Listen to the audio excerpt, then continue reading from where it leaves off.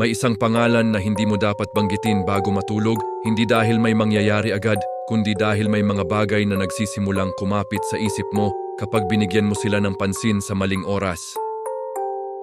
Sa simula, akala mo simpleng kwento lang ito, isang lumang urban legend na paulit-ulit na ikinukwento para manakot. Ngunit habang tumatagal, may kakaibang pakiramdam na parang may nakikinig habang iniisip mo siya, na parabang ang mismong pag-alala mo sa kanya ang nagiging daan para mapalapit siya. At kapag dumating ang sandaling iyon na kailangan mo nang ipikit ang mga mata mo, doon mo mararamdaman ang unang uri ng takot, hindi takot sa dilim, kundi takot sa kung ano ang naghihintay sa loob nito.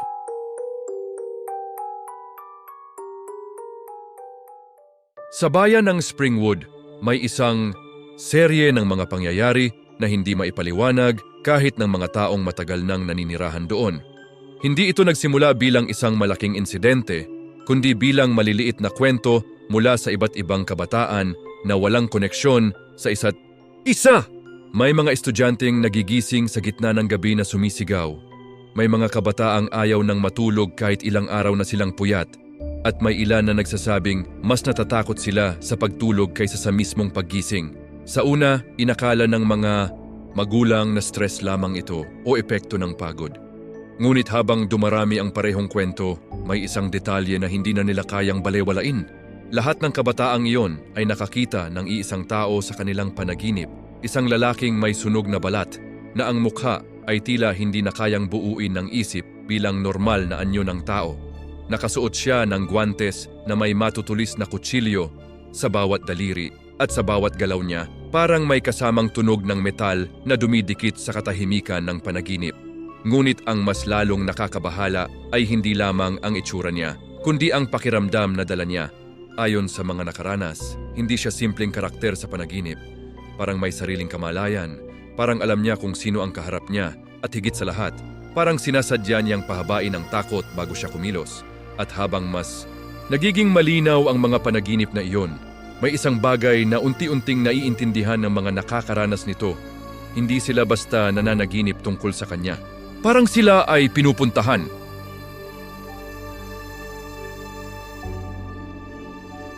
Bago pa naging bahagi ng bangungot ng Springwood ang pangalang Freddy Krueger, siya ay isang tao na matagal nang namuhay sa gilid ng normal na lipunan. Ang kanyang kapanganakan pa lamang ay may bahid na ng karahasan. At mula sa simula, tila wala siyang pagkakataong maranasan ng isang buhay na maituturing na maayos o ligtas. Habang lumalaki, hindi siya nagpakita ng mga karaniwang emosyon na inaasahan sa isang bata. Hindi siya madaling maapektuhan ng sakit ng iba at sa halip na umiwas sa karahasan, tila mas lalo siyang naaakit dito sa mga simpleng sitwasyon kung saan ang ibang bata ay natutong makiramay.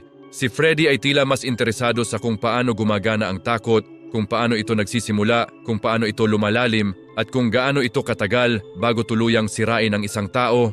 Ang katahimikan niya ay naging panangga, at sa mata ng iba, isa lamang siyang ordinaryong tao na hindi gaanong napapansin. Ngunit sa likod ng katahimikang iyon, may isang isip na unti-unting nahuhubog sa isang direksyon na walang lugar sa normal na mundo. Hindi siya basta kumilos ng padalos-dalos. Pinag-aralan niya ang kanyang mga galaw, pinili ang kanyang mga target, at mas pinahahalagahan niya ang proseso kaysa sa mismong resulta. Para sa kanya, ang takot ay hindi lamang reaksyon. Ito ay isang bagay na maaaring kontrolin, pahabain, at gawing instrumento. At sa bawat pagkakataon na may natatakot sa kanya, parang may bahagi sa kanya na lalong nagiging buo hanggang sa dumating ang punto na hindi na kayang itago ang kanyang ginagawa at ang katahimikan na dati niyang ginagamit bilang proteksyon ay tuluyang nabasag ng katotohanan na matagal nang umiiral.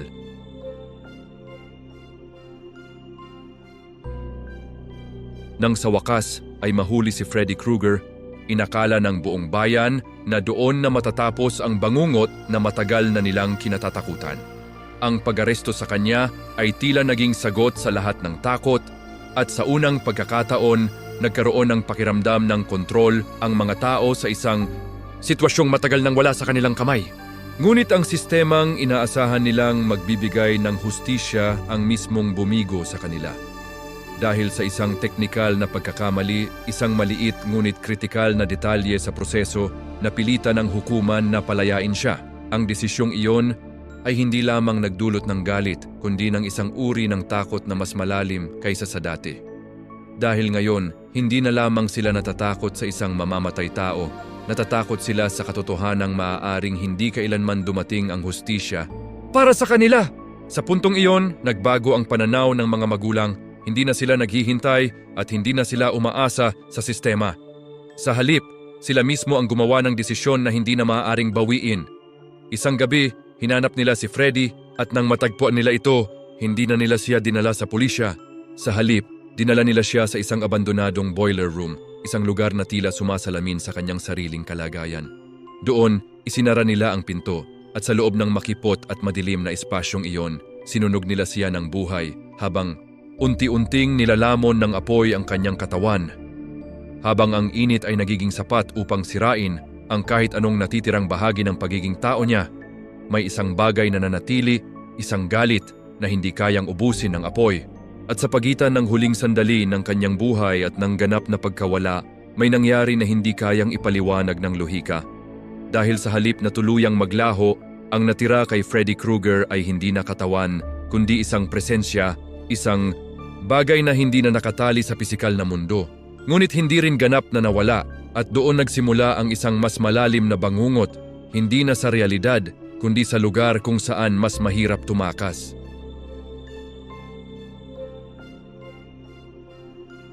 Sa pagitan ng huling sandali ng kanyang buhay at ng tuluyang pagkawala, may isang uri ng katahimikan na hindi katulad ng ordinaryong katahimikan, isang espasyo na hindi bahagi ng mundo ng buhay at hindi rin ganap na bahagi ng kamatayan, isang lugar kung saan ang mga bagay na hindi dapat umiiral ay nagkakaroon ng pagkakataong kumapit sa kung anong natitira sa isang kaluluwa.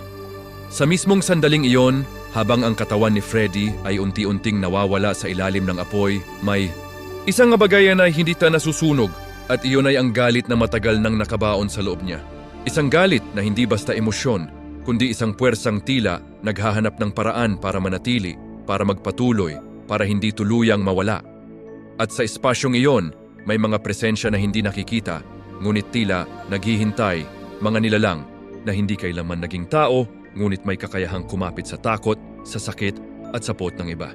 Hindi sila nagsasalita, hindi sila nagpapakita, ngunit nararamdaman nila ang isang isip na katulad ni Freddy, isang isip na handang yakapin ang kadiliman ng walang pag-aatubili. Hindi nila siya iniligtas at hindi rin nila siya pinatawad. Sa halip, ginamit nila siya. Hinubog ang natitirang bahagi ng kanyang pagkatao upang maging isang daluyan ng isang kapangyarihan na hindi na kayang kontrolin ng kahit anong batas ng realidad. Sa halip na tuluyang mamatay, ang nangyari kay Freddy ay isang uri ng pagbabago, isang paglipat mula sa pagiging laman at dugo patungo sa pagiging ideya, isang presensya na hindi mo kailangang makita upang maramdaman at hindi mo kailangang hawakan upang maranasan ang epekto. Sa sandaling iyon, ang kanyang pangalan ay hindi na lamang pangalan ng isang tao. Ito ay naging isang simbolo ng takot, isang bagay na kayang mabuhay sa isip ng kahit sinong nakakarinig nito. At sa sandaling iyon, si Freddy Krueger ay tuluyang naging isang bangungot na hindi na kayang patayin.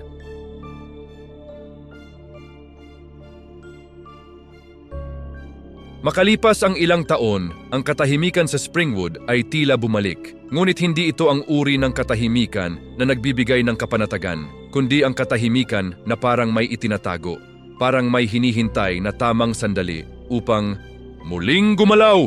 Unti-unti, nagsimula muli ang mga kwento, hindi na tungkol sa mga pangyayaring nakikita sa realidad, kundi tungkol sa mga bagay na nangyayari sa loob ng panaginip, sa mga sandaling dapat sana ay ligtas ang isang tao, ngunit dun pala siya pinakamahihina. May mga kabataang nagsasabing may nakikita silang anino sa dulo ng hallway ng kanilang panaginip, isang figura na hindi agad gumagalaw, ngunit nananatili, nakatingin, parang sinusukat ang takot ng biktima bago ito tuluyang lumapit. Sa bawat gabi na inuulit ang parehong panaginip, mas nagiging malinaw ang detalye, mas nagiging matalim ang tunog ng mga kutsilyo, at mas nagiging totoo ang presensya ng isang nilalang na hindi mo dapat makita, ngunit hindi mo rin kayang iwasan. Ang pinaka-nakakatakot sa lahat ay ang paraan ng kanyang paglapit. Hindi siya nagmamadali, hindi siya tumatakbo, at hindi siya umaatake agad. Sa halip, pinapahaba niya ang sandali, hinahayaan kang maramdaman ang takot ng buo, Hinahayaan kang maintindihan na wala kang kontrol at sa sandaling iyon, doon ka niya tuluyang kinukuha. May mga nagsimulang magising na may marka sa katawan, mga sugat na hindi nila maipaliwanag at mga bakas ng sakit na tila galing sa isang lugar na hindi dapat konektado sa realidad. At habang dumarami ang ganitong pangyayari, mas lalong nagiging malinaw ang isang katotohanan na matagal ng pilit tinatanggihan. Ang panaginip ay hindi naligtas at ang pagtulog ay hindi napahinga kundi isang pagpasok sa isang mundo kung saan may naghihintay at kung saan ang bawat segundo ay maaaring maging huli mong sandali. At sa sandaling may isang hindi na nagising, doon tuluyang nabasag ang lahat ng pagdududa dahil ang kamatayan ay hindi na lamang nangyayari sa realidad kundi nagsisimula na sa loob ng isip at dinadala palabas sa totoong mundo.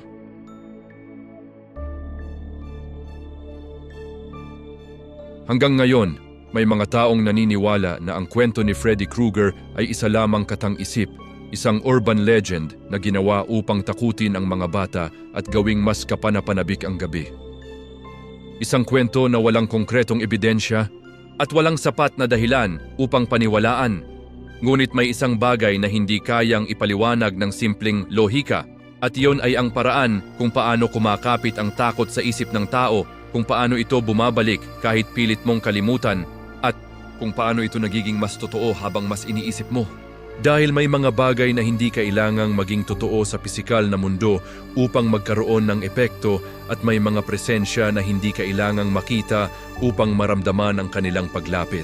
At kung sakaling maramdaman mong parang may nakatingin sa iyo habang ikaw ay nakahiga, kung sakaling may marinig kang mahinang tunog ng bakal na kumikiskis sa katahimikan, o kung sakaling may isang panaginip na paulit-ulit na bumabalik kahit ayaw mo na, maaaring hindi na iyon simpleng bangungot.